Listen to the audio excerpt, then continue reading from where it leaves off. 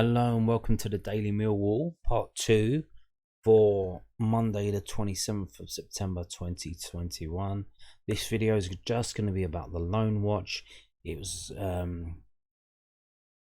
because the original video from today was a bit long because of the breaking news about Millwall's attempts to move to Kent. I've decided to do a Loanwatch separation video, because there's a lot of players on loan and it's going to take a while to get through it all. So let's start at the beginning. The weekly roundup from news@den.co.uk. Millwall Loanwatch. Ford makes Football League debut as Sutton United continue good start.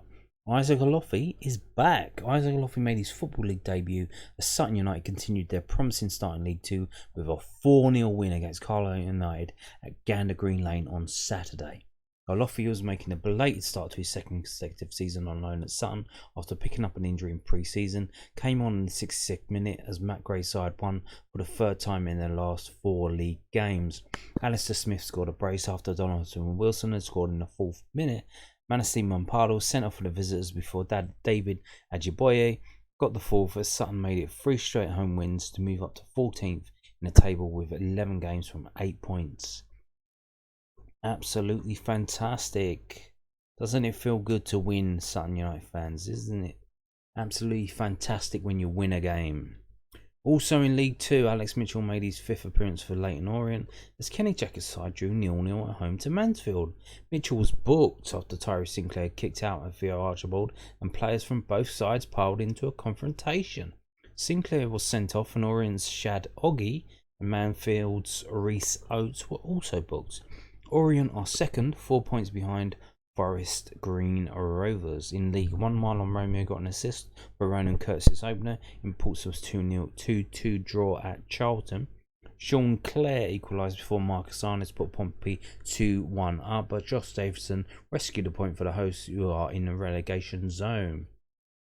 Portsmouth moved up to 10th despite a 6-league game without a win.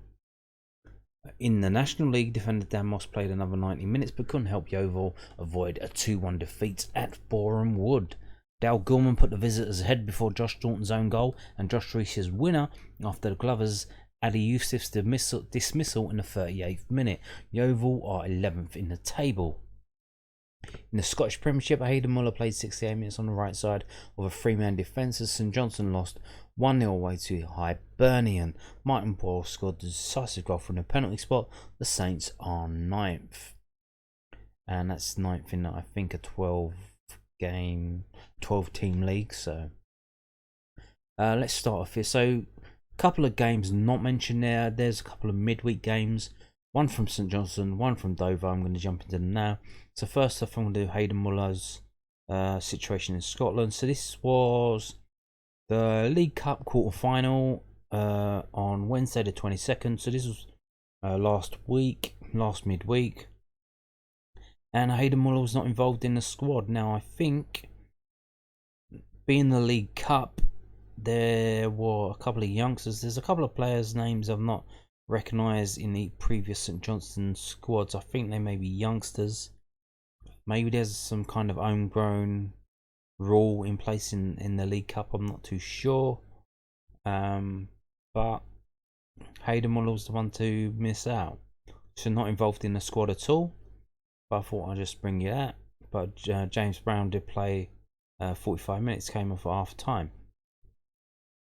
So that, and they won that game 2-0. So they are now again in a semi-final of the League Cup.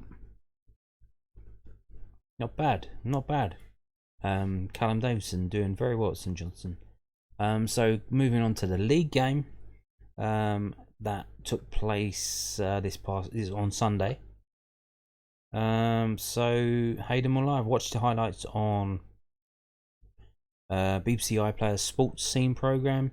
Hayden Muller didn't seem to have too bad a game to me, but his rating on WhoScored.com is very low. It's lower than 2 of the substitutes that come on.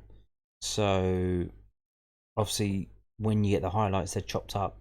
You don't get to see the whole game. So, and to be fair, so he only played 67 minutes. So the players above him, not that far above him, would have played 90 minutes. Say he would have had longer, more minutes on the pitch to get their score up a bit. But I've always say it when I'm in the stats videos. If you get substituted and the player you get substituted for gets a better score than you, that does not reflect well on you. And we can see here Glenn Middleton came on from Hayden Muller, and so Hayden Muller had 67 minutes on the pitch. This geezer had 23 minutes on the pitch, and he's got 6.26 rating. Hayden Muller's got 5.93. So that's not good when your replacement gets a better score than you. But like I'm saying, from watching the highlights, he didn't seem to be doing that badly, to be honest with you. So let's just roll through these as we got the stats for it. Oh yeah, the best player for St Johnstone was the goalkeeper. That tells you what kind of situation St Johnstone found himself in away at Hibernians. So Hayden Muller, not much going forward. So defensively, he was seemed to be the one man marking Kevin Nisbet, the Scotland striker, Scotland national striker. So defensively, so 1 tackle. So yeah, literally everyone was involved in tackling here. Hayden Muller 1 tackle, no interceptions, 3 clearances, which seems high. Is it? It's the 3rd most. So block shots, no block shots and 1 foul. Passing wise, is that what messed him up? Let's have a look. Where's he at? Passing wise, 18 passes. No, is that touches or passes? 18 passes, 44.4% accuracy. So that is low. Is that the lowest? That's the lowest of. Then that is low. Let's have a look. Yeah. That's the lowest of all the players involved, except for 1 striker. So that's probably what's done his scoring. And what would that be? So crosses and accurate cross. So 1 cross, 1 accurate cross, 4 long balls, and none of them are accurate. So that leaves. What does that leave? That leaves 13 passes. That was short passes. Yeah, not the best day for Hayden Muller. Let's just move on. So last midweek again, Tuesday the 21st, Dover at home to Solihull Moors, and they got a 0-0. And in the team for 90 minutes was Junior Tenzia. So nice for them. Dover doing well to get that result against them.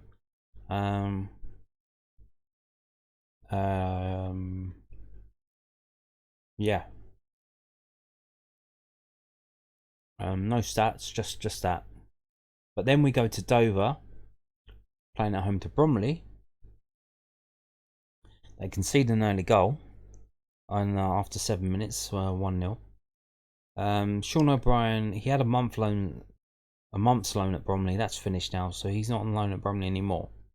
But Junior Tenzia not involved in the squad.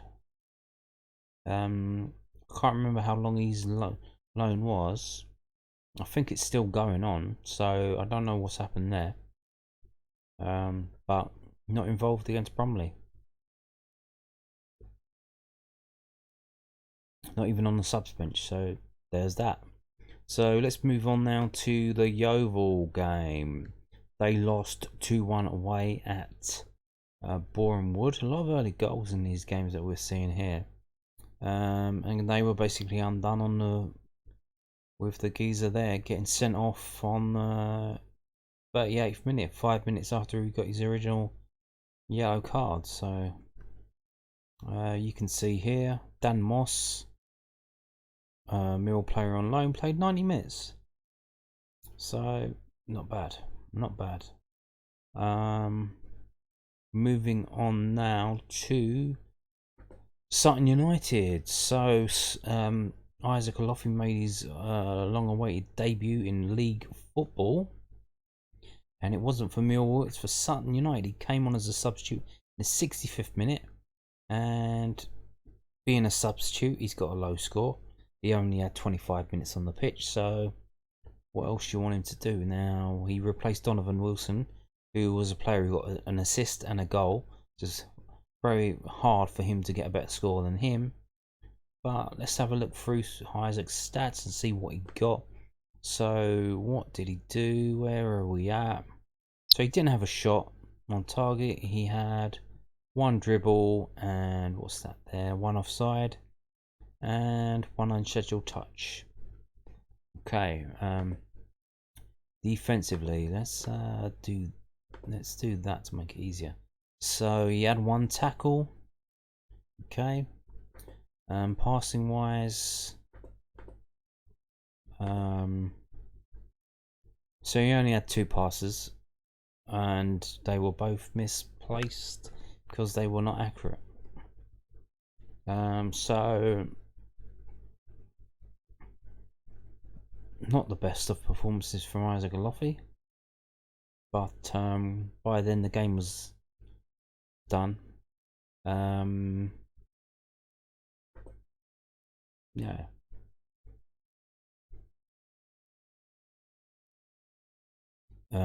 Yeah, just a slow start coming back from injury. We'll see him hopefully pick up speed, get better as the days go by, and we'll see how he does in the league. We'll keeping an eye on him, see how he does. But league debut for Isaac Loffey in a 4-0 home win against Carlisle. Now, moving on to last but not least, Alex Mitchell playing for Leyton Orient. Another clean sheet, although a 0-0 draw at home to Mansfield. So let's have a look and see. So Omar Beckles, man of the match, and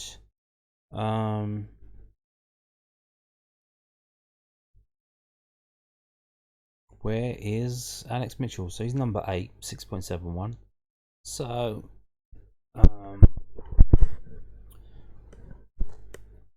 in terms of the style, basically bang in the middle. Basically, he played full 90 minutes.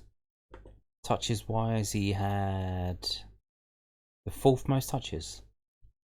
The 4th most touches for Leyton Orient. Their defenders had most of the touches of the game. How does that compare to Mansfield? So they had, they were basically similar. So okay. But this Tom James had nearly double the next player for Leyton Orient. But we don't care about that. I'm not looking at them. We're looking at Alex Mitchell. How did Alex Mitchell get on? So he didn't do much up front. 1 key pass, no shots. Defensively, that's a surprise. No tackles, no interceptions. 4 clearances though, which is highest. No block shots and no fouls. So passing wise, where are we at? So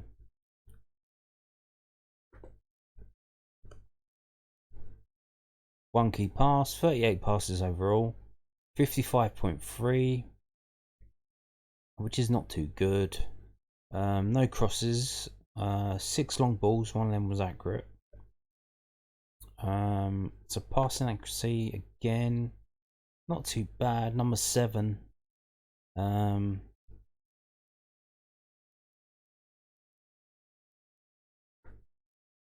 Okay, so there you go. That is it. Round up, Loanwatch. Something I just remembered now, that I forgot to mention. Matt Smith got in the EFL Championship Team of the Week. So that was absolutely brilliant to see that. That's it. That's it for the second video today. Thank you for watching. Goodbye.